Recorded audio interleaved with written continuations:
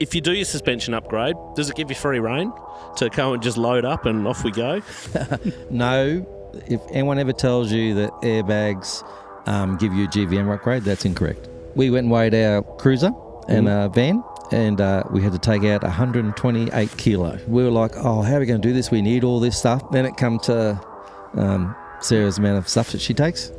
We weren't going to bring that up. Oh, I did. He always brings that up. It was mostly dog stuff. Dog stuff. So leave the dogs alone. Yeah, there you go. That's true.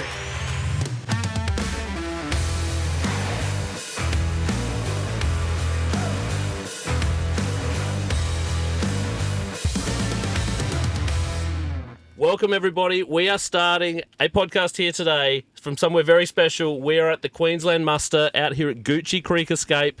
We are just north of Gympie. We've got beers in hand. It's only the first, so we're being well behaved. But hey, it's 3 o'clock on a Friday afternoon. What else would we be doing? This is why we come camping. This is why we like caravans, to come out and spend time in places like this with a couple of friends. We've got a lot of friends here. There's about 75 caravans and about 150 people. So this is a pretty big event. And we're joined with some guests today, Mark and Sarah Banks from Beach2Bush Adventures. Hey, Sam, how you going? Good. Hey, Sam. Thanks for coming. And No we're also problem. sitting here with Vaughan, Director Vaughan. of MDC. Thanks for having me. And just to be clear, my drink here is water. All right? Water. So is mine. Cool. Mine, water like yours. So these musters are our owners group events put on by MDC. In partnership, we're sharing the load with the OzRV, or MDC and OzRV owners group. So these are a chance for owners to come together, put on exclusively by MDC, and introduce people to the owners group, come and meet the warranty teams, the sales teams, the marketing teams, see what goes on behind the scenes. And today is a bit of an exclusive for people that actually are here to come and see what goes on behind the scenes. See a little And- podcast being made. Sam, what a great idea. Like, normally we do this in the studio at our kombucha store, but, marketing teams come up with the idea, while we're at the muster, there's some amazing people that are coming along and that we should get them on the podcast. So welcome, Mark and Sarah. Welcome. Thanks. It's good. So Thanks, for. tell us a little bit about Beach2Bush and Banksy and Mark and Sarah Banks. Tell us about your history with MDC and where you've come from and what you do now. You can do that. So we bought our first MDC caravan. We bought an XT17 HRT. That was in 2017. So we had that one. We did about 55,000 Ks with that one, I think. Same set of tyres. Yeah. No way. We just rotated them, but Good rides. Good rides. Good Mhm. rides. Good tyres. We've Yeah. been using those now since we started the company. First camper trailer in 2007. So there's like more than 200,000 on the road. Wow. well, we've got them on the new van as well, and we have them on our truck because we have an Isuzu MPS truck, and they're good rides as well. They came with that, and we haven't never had one fail. That's amazing. Yeah, it was good. So, But yeah. What about your travels? So you guys obviously love to travel. That's a big part of what you do. I know you like country music, and a lot of your travel revolves around festivals and things like that. But tell us a bit about Beach2Bush and your involvement with the owners group. So the Beach2Bush come along because over the years, because we do like to travel so much, it started off as friends or friends of friends said, oh, we wouldn't mind going to that festival, and do you mind if we tag along? And then as I did events that were further afield, all of a sudden we had friends bring parents along. So I was doing basically tag-along tours and all the planning, but for no money in my back pocket. So then I decided that with Sarah, we just talked about it one day, and actually with Vaughan, and I said, I think we'd go start up a company. Vaughan helped us do getting our Beach2Bush authorised and all marketed up, and then from there we just started doing tours, and it's been great fun. And the part I like about it is it's through the MDC, the group, you got all these people that want to go along and they want to go do their first experience with us. So for me, I get feel very warm and fuzzy about that. I've walked around today and there's probably 10 people that we've done trips with before, and they say to all their friends that you should come along. So it's been good. Why do you think people are comfortable with that? What is it that inspires people to come along as part of a group? It's so they don't look, when they ask a question, if there's a group scenario, they can just sneak one in and don't feel pressured over doing a post or ringing someone up to ask. And you get the ones we've noticed on the tours. You get the ones that sit back in the background, and they just watch and listen. And then when they get a chance, they just come over and go, "Oh, can you just come look at my van?" Yep. And then, of course, that's something I do, which is as evident today. I've been around today, and it's been a great afternoon meeting new people I haven't met before, and just assisting in some of their quarries. And So people.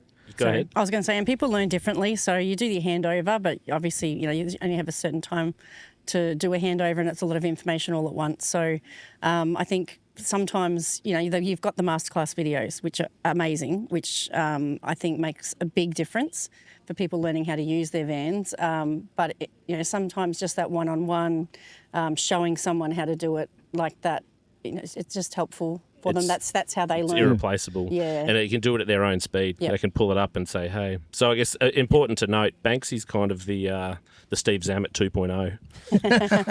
The unofficial. The unofficial 2.0, yeah. right? So Steve Well, Zammit... that's a good honour. If Steve Zammit is the caravan extraordinaire and our masterclass educator, then Banksy is right behind him. So Banksy, you've been obviously involved in a lot of our events, and part of that has been your little masterclasses that you do on site. So you carry a trailing arm with you, carry some suspension components, and obviously airbag suspension, something that you're heavily involved with, and that's kind of what we want to talk a little bit about today, is about suspension setups and things like that. So where does your experience in that space come from? Are you a mechanic, or what's your background? So I actually started off at school. I was an airframe fitter, and while I was in grade 11 and grade 12, through school, I used to spend every Wednesday working down at Ansett, down at the airport there in Brisbane, and I started to do electrical trade there.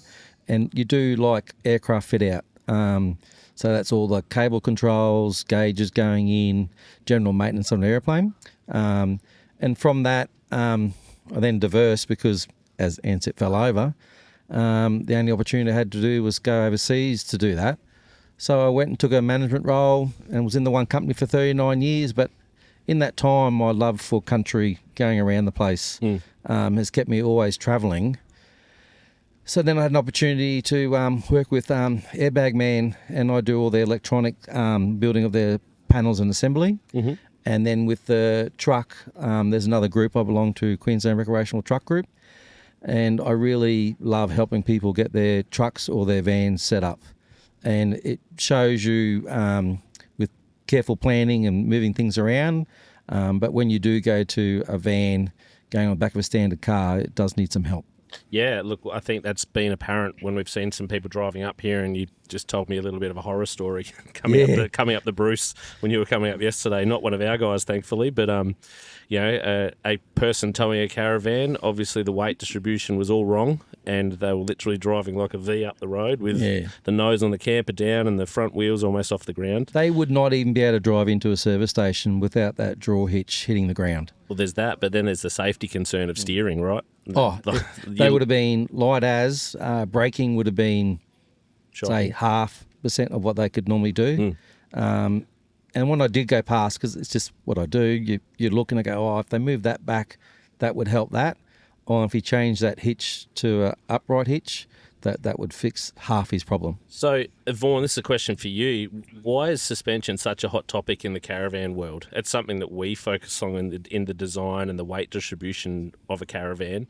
Why do you think it's such a big factor? Oh, even just off my experience today, driving up here 2 hours up the Bruce Highway, I saw 2 caravans that are all over the road. And I also saw a box trailer that had a drawbar had dislodged from it, sitting on the side of the road. So that was, a bit how you're going. And we talk about suspension, how important it is.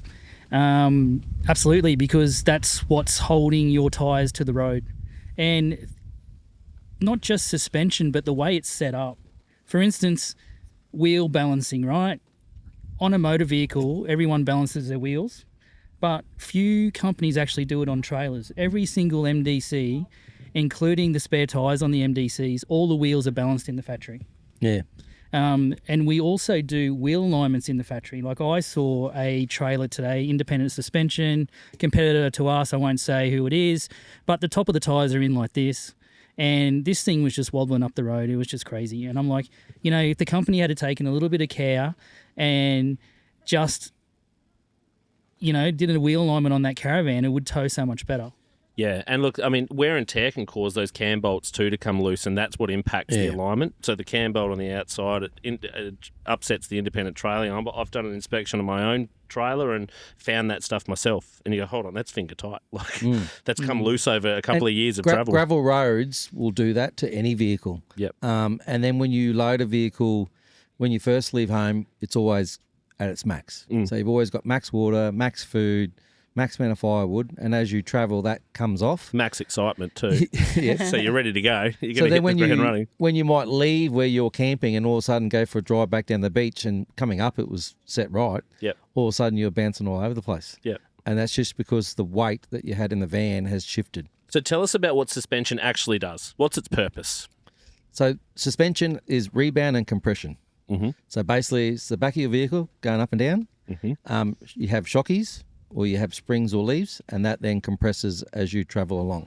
And that's also the rate at which that spring will re-extend. Correct. So the speed of which it will re-extend. Standard vehicles will have, like, their shockies will be set so it's a standard up and down, but you can get aftermarket varieties. And I know with MDC, some of the vans have newer shockies that have on your rebound.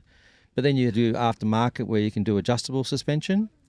Then when you add a van to a back of a car, you're transferring, in most cases, anywhere from 250 to 350 kilos to the back of your car. Yeah. Once you put that weight on there, everything changes again. You've loaded up for the weekend, you've put water in the back, jerry cans in the back, so then that makes that bouncing and rebounding increase. Correct. So when that increases, your shockies heat up, and then therefore you start to lose compression when you're travelling along. Essentially, they get the cavitation of air within the shock absorber Correct. itself, and it starts to create heated. The heat expands, creates cavitation, and therefore the performance declines. And that's why you should always try to pull up after 2 hours, even if it's just for a cup of coffee, walk around. That lets that cool down. And if you're doing gravel roads, like if you're going across to Birdsville and that sort of stuff, I definitely recommend every 2 hours pull over, let that cool down, and the difference to what maintenance you have to do later down the track to shockies or bushes is incredible. And it's the difference between a standard bore or standard diameter shock versus a big, what we'd refer to as a big bore shock on the X-Track suspension. So they just carry more oil, and they have in their bypass, they have a smaller valve, so then that pushes the oil back up in there. And with adjustable, you can actually dial that in, so you're controlling how fast it comes back up. So then, from a essentially performance and safety point of view, I guess is there a best case scenario? Then Yep. So the best thing I can tell anyone is try to have it so your van and your vehicle's level. Mm-hmm. So you can do level 2 ways. So you can do airbags or assistant helpers that will bring the car up in level. You can do distributing hitches, which then transfers heat from your hitch back to your van to pull that up. Or you can do the other one is you can move load around. Mm-hmm. So any way you load a vehicle. So that's about redistribution of your weight throughout the vehicle and the caravan. Yes. Yep. So anything you put behind the wheels on the trailer or on your vehicle then transfers past your midpoint of your suspension. Mm-hmm. So by just making sure you move that in the right spot, you can make that level. It's somewhat balancing a seesaw in that respect. It is. Think of it a bit like that. And that's where I say when you leave a campground, remember that you've now lost weight in water, you've lost weight in fuel, food you consumed. So that same trip you just had could be very different on the way back. So here's one for Sarah, because she's sitting here kind of going suspension. Yeah, she doesn't like What does it suspension. matter? Like we've talked about performance for a minute. What about comfort? You're rolling around in a 6-ton truck, 7-ton truck? Yep. You've just come back from the old telly track. Like, Yep. what does the right suspension mean for a passenger? Yeah, well, we really notice it. Like when we don't have the van on, or we do have the van on, we've got to make sure that we adjust it, because it does make a big difference. Because especially in the truck, because it is a truck and it's got Over cab. Yeah, over the cab. So you do get a lot more bounce and rolling around, and the seats don't hold you in like a normal car holds you in. So you probably notice a little bit more. But having that right. The right PSI in those airbags makes all the difference. With even if I'm just on my phone trying to read my phone or something, and I know when they're not right, because you'll actually be trying to read your phone and It's a you'll lot be more bouncing. jarring, yeah. Yeah. So that's the good thing about the airbag, having the airbags is because, if you've got your van on or you don't have your van on, you can actually adjust it. So Yeah. And another thing too, Sarah, and I'm going to give away one of your trade secrets here, is suspension has to be right for when you're doing your makeup in the morning yes. with your illuminated mirror. Yes. She has all the above. Sits above the dash. Yep. And so you want that really steady when you're doing the lippy and the Yep. eyelashes and all that sort of stuff, right? When we're travelling, we're always in a hurry. So if I'm going to do makeup, I'm always doing it in the truck on the way to where we're going. Yeah, it's cool. You got to do it sometime. Yeah. Exactly. The hair straightener, and that's what I use And you don't anyway. want to end up with mascara in your eyeball. No. And So- we are fortunate that our hitch on our back of the truck is air bagged as well. Yes. So that can be adjusted to what weight you're carrying. When you've got a trip and you've got lots of vans with you and you want to keep them topped up with water, we carry 400 litres of water. That's 400 kilo at the back. Yep. So as I'm travelling, I can, from my dash, I have an air control system, so I can actually put more air in to bring us back to level. And as we pump that water into other vans, or as we consume fuel, I can then lower that. So Great. it makes Perfect. it easier. So on the fly adjustments. Yeah. So talk about the different types of suspension. So you've talked about airbags. We're going to get into that in a bit more detail. There's also leaf springs, which is designed as more as a traditional constant load or truck style suspension. They typically can be a bit harsher. Coil springs. I don't think we need to go into full detail, but then you've also got independent suspension versus live axle suspension. So I guess from your experience, tell us a little bit about coil suspension versus leaf and where airbags play a role in that, because they're a very, I guess, value conscious addition that people can use to help level out the caravan, make small adjustments on the fly without having to look at necessarily full suspension upgrades or GVM upgrades if people are just towing occasionally. Just give me a little bit of background on coil versus independent, where airbags fit in those setups. So with a coil system, you've got two options. You can, actually there's three. So the first one is you can, especially on utes, you can change those coils out to a harder rating. So you can go from 250 kilo, 350, and I think there's a 400. If you get to the top end of the market, you've got to be conscious of your ride's always going to be a bit more stiffer. So the heavier the spring, the stiffer the ride ultimately. Correct, yeah. So you'd only do that if you were the full-size one. You'd only do that if you're a tradesman and you're carrying around a trailer all the time and your gears Well, you've on got the a back. canopy on the back full time Correct. and it's fully loaded. Yeah. And If you're just a weekend camper and you've got standard Isuzu or, say, MUX with a coil bag in the back, by just putting in a poly bag in the actual spring, and I recommend the Kevlar sleeve. The sleeve is just there to allow a bit more pressure and to stop sticks and rocks coming up and breaking it. And because it's made of that stuff, it just makes things so they don't put holes in them. By doing those small adjustments, that makes that suspension work less. right. So when it's bouncing up and down, because you've got the bag holding the height level, it's doing less. Right. So why would I ultimately not just go ahead and put a heavier spring in it, understanding that the car will be towing that load? I can obviously, can I adjust the airbags intermittently or on the fly as such, or You can. So if you do the thicker coil first, that means you're always going to have that there. So when you're not towing the van, you then have to take on the fact that that car is always going to be on the compression will be a bit stiffer because it's rated higher. So it's thicker steel, and probably another coil that's in there. So by having it as standard and having a bag put in there, you get away with just doing that. Okay. And you just work on pressure. Every car, even the trucks, is different. okay. And that's due to fridge drawers, fridges, timber in the back, tools, all those things. So that's a good question then. So if I've got do I have to have consideration if I've got a 19-foot caravan versus a 10-foot caravan on, let's keep with the MUX as an example. Yep. Like what are some of the considerations I have to think about if I want to put in a heavier spring or consider airbags? So if you were doing, say, an Isuzu D-Max, you do what's called a bellow bag that goes in between the springs as helps out level it out. but you can do add in a leaf. So that add on the leaf, then it works the same as putting a stronger coil in. Okay. So it helps in that. So when the compression comes down, it will then push back. Right. Yeah. So it's sort of a double support in some respect, and I guess you can put a thinner extra leaf. So if a car comes with standard 5-leaf bar, you put in a 6, you're saying, and it sort of stiffens it up, but doesn't take it to the point that it's too stiff. Correct. You then use the airbag as another additional little helper. Yes. So you kind of best of both worlds. And that just brings it back to standard ride height, because it's all really about keeping that standard right.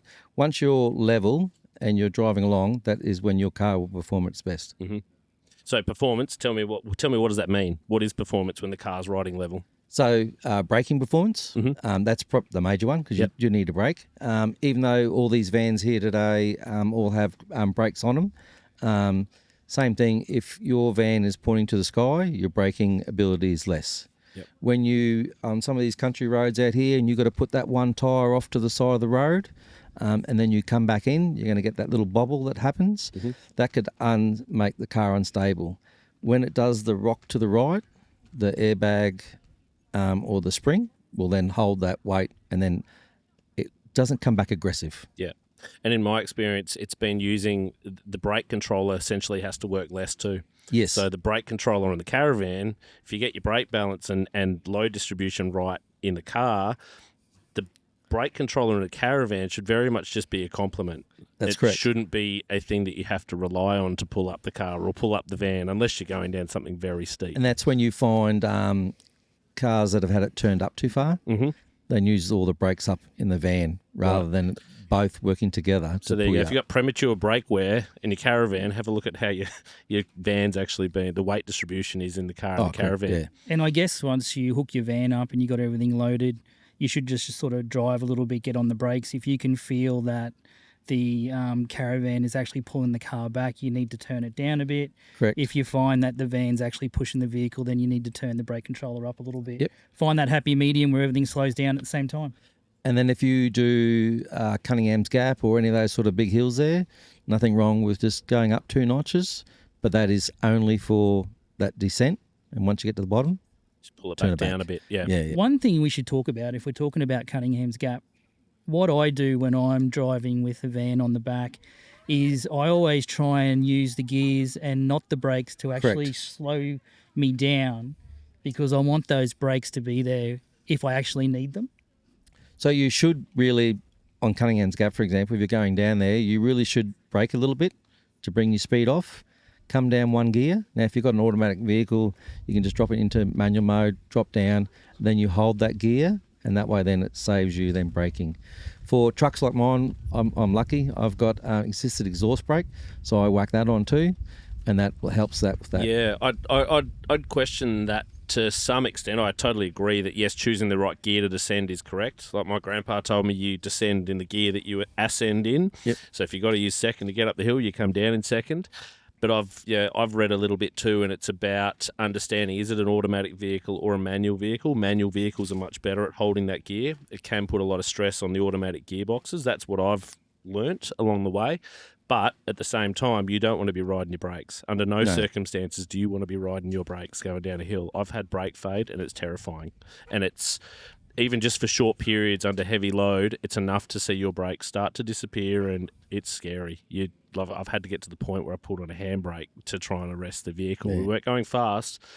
So I think it's a balance between finding the right gear, using your brakes, because it's cheaper to replace brakes than a gearbox. Correct. But also, it's cheaper to replace a gearbox than replace a life if you end up running away from yourself. So, yeah, that's interesting. So I guess talk about, if you do your suspension upgrade, does it give you free rein to go and just load up and off we go? No. No. If anyone ever tells you that airbags give you a GVM upgrade, that's incorrect. I think that's a really valid point. And there's a lot of talk about GVM upgrades. They are a certified and engineered, proven solution to a increased weight towing capacity, but airbags are not that. Yeah, so airbags are basically to get your van and your vehicle level. Yep. Once you're level, your car's operating in spec condition.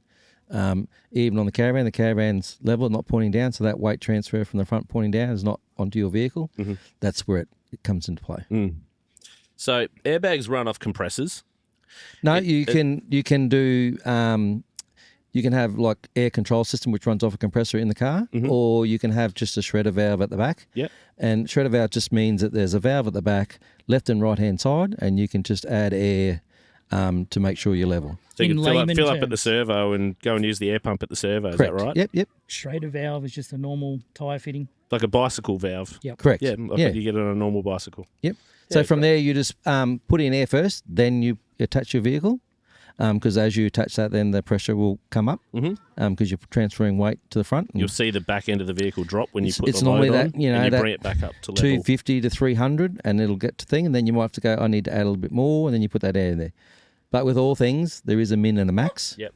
And same again, every vehicle is different. Yep. Absolutely. And the difference is in how far the overhang is from that rear wheel going back. I think before people look at any suspension upgrade, they should be looking at what is the GVM rating of the vehicle itself. Correct. Looking at the caravan they're towing, then you look at the gross combined mass, the GCM, and making sure that you're not exceeding any of those, and then you start talking about suspension upgrades and making sure you've got the right vehicle to start with before you start trying to make it work. Versus another good tip too is I do it twice a year, and when we first went to Birdsville in 2018, 2000. we went and weighed our cruiser and a van, and we had to take out 128 kilo Wow. from the van, and we had to take 80 something kilo out of the car, and it was amazing. We were like, oh, how are we going to do this? We need all this stuff. Did you find it? Yeah. It was amazing. Mostly dog stuff. Dog stuff. So leave the dogs at home. Yeah, there you go. But we were, and this is where you make a mistake. You carry for assisting someone else. So when we actually just put a normal weight scale at home that you stand on, and I just walk out with 2 chairs, and I go, we're carrying 4, take 2 out, right? There's 20 kilos There's or 10 20 kilos or yep. something like that. Then I went to the saucepan cupboard. Then we had 3 frying pans, Yeah. 2 tons of pots. Yep. It's not home. No. So you got you- 8 sets of cutlery. What do we need 8 sets of So cutlery for? There's only you 2 of us. pull that out, then it come to Sarah's amount of stuff that she takes. We weren't going to bring that up. Oh, I did. He always brings that up. As Mark travels around with a spare trailing arm. Yeah, That's why we Yeah. Yeah, right? yeah. Let's Exactly put it all on the right. table, Yeah. right? But that's why we went to a truck. Yeah. Yeah. So then I don't have to listen to that anymore. Yeah, right. Oh, no, we still have to now, because now we're on average now travelling around at about 6.8 to 7.2 tonne, which Yeah. is So where would be your, I guess, most memorable moment where you've taken that truck and, where suspension's made a big difference? Like I imagine a lot of long range touring, or up the Cape. Where have you really seen suspension perform where you've gone, I'm really happy with that solution. I'm glad I did that. the Gala Rocks on Fraser. Yeah. Driving through that rock pass, if I didn't have airbags, I wouldn't have fitted. Right. So as you go through and there's holes in the sand The and wombat there's rocks holes, going in there, the car's tipping. it's Yep. tipping over. Because I have an air control system on my dash, flick the button, drop one side, Yeah. raise the other, got through. So for me, it was a goal of that size vehicle going through Nagala Rocks. So you When could you see level it the go van through- out so it didn't hit the rocks on the Yeah, I side. could move it left to right. And Perfect. sometimes we, even within one distance of the vehicle, we had to go down and up. Wow. So that was really good. And then Would have taken you half an hour, wouldn't it? No, just instant bang, bang. He No? blocked the track. Oh, Bogsy, not Banksy. Yeah. And then travelling across to Birdsville from Idaminka, Yes. going across the Selecky Desert there. Yeah. We were fully loaded up. We were carrying water for people. We were carrying fuel. I think we had 14 cars in the convoy, so all the firewood was in the back of my truck. Being able to then add air to level me back out, and when we were going across there and the rebound and having the right tyre pressure, wow. It was like, I keep showing people, like, we're doing 80k an hour and it felt like I was on the main road. How good. Yeah. Makes a big difference, Yeah. right? Yeah, performance race cars, suspension's a huge thing. It's no different to off-roading or towing. Yeah. Like, they serve the same purpose. It's about vehicle control, stability on the terrain that it's performing on. So Even at the Cape, when we did, I think, Cannibal Creek, we got a few pinstripes up the side of the truck. But then just being able to, lift one side to to straighten that back out again made a big difference. And trees, Oh. like there's so many, because we're a bit wider, get a few trees. The But teletrack's not made for an MPS truck, No. right? No, That's true. definitely And not. so, yeah, the most difficult part was that last probably 15 kilometres for you guys, because that was tight, but also everything was on an angle. And so because you're so tall, Yeah. you'd be hitting everything right. Yep, the And trees. And We did hit a couple of trees, about 400,000 of them to be exact, probably. Yeah. Truck's looking good, though. You've washed it since then? yeah. Yes. You haven't seen the other side. Got a few little dings and scratches, but that's all right. Sarah's side's the other side, so that's all the scratches are, right? But I do like looking after it and presenting it well when I come to any event. So That's cool. It's take looking time good. on it. Well, look, you're a wealth of knowledge, Banksy, and Sarah, I'm sure you're picking up a lot along the way, and I think you're an expert camper too. I see you were one of the first ones up this morning, getting Yeah. around camp and looking very comfortable. So I think for anybody that's thinking about, a bit of a tag along or wants to go and see a bit of southeast Queensland, like checking out Beach2Bush Adventures, I guess what would be the advice to somebody who's thinking about doing it? I think they're in safe and very capable hands, and very welcoming hands too. You guys are both really nice people to get along with, and Thanks, Sam. what would you say to anybody thinking of it? Yeah, well, we jump on our website, beach2bushadventures.com.au. So we've got one tour up there at the moment, and we'll be loading some more up there soon. We get a lot of feedback that, we've got a tagline on the back of our shirts: "Come for the adventure, a return for the laughs." Yeah, nice. Because we do get it's good with the groups. We get a lot of people that don't really have friends that have caravans that they travel with, so that they come along for the company just as much as coming along for the expert advice. And That's great. first we get a lot of first caravan owners or people that have a caravan that their situations change, so they're now travelling by themselves and may not have had that much experience doing it. So just to come along and get a bit more confidence in a group setting. People that have got a lot of experience there, even like people that we've got along that come along on some of the trips that have got experience that they can get some pointers from. And even us now, we go camping with a group of people, new people, and you always learn something from everyone. Everyone does something a little bit different, and it just can make your camping trip just that little bit easier. Yeah, perfect. And does Chewy come on all the trips? Chewy comes on most of the trips, obviously not in where National we're going, parks and national things. parks, but we have two others at home that are at home with the pet sitter, because we're going to be busy this weekend. We just bought Chewy. He loves going out solo because he loves his mummy cuddles. Yeah, I bet. Yeah, he's sitting there and getting his belly rubbed this morning. He Yeah. looked very comfortable. Well, that's cool. And look, so where is the next trip for you guys? Where's the next tag along? So we head to top of Cunningham's Gap to the Maryvale pub. Nice. That's one of my favourites. It's a free camp. The public in there is very good. It helps a little camp town It is stay small, together. lovely little town. We always try to be there on the Friday to fit in with the town activities. So they have a big raffle system going on that night, and meat trays and knickknacks. So we go from there, then we go to Sandy Creek. That's good for when people want kids and stuff, because it's got farm animals, deer, Cool. pigs. And these are all quite little, 20 home towns type things. From there, we're going to poke our head into Springs 4 Drive Park. Lucas is, we're going to be there for an event weekend that's up there. Culture, I think it's called. Motorculture event. Motorculture event. But we're basically just going in to show people. So it's really about showing people that within 2 hours of Brisbane, there's these venues and places you can go to. And it doesn't mean you've got to move on. You could stay the whole 2 nights there and do all Killarney and that and the 14 river crossings. Or you can move on to Sandy Creek and do into Warwick, or go to the 4 Drive Park. I think ultimately it's doing it in confidence with you guys. It's escaping with confidence, right? It is. Yeah, they've got the backing support of you guys. If they need help, you're there on hand, and it's a great way to get out and don't have to have an MDC, but you get extra points if you do. We now had a few ladies come along that they actually said they needed to get time away from their husbands. And I understand that. Did Sarah go on her own, did she? And they come along because it was a music event weekend, Community Pumpkin Festivals. Have you ever been to that? So we had winery tasting. We had food out in the yard in the vineyards, which was awesome. Then we drove into town that night for a bit of around the marketplace, show what's going on. I got pulled over 3 times that night. That was interesting.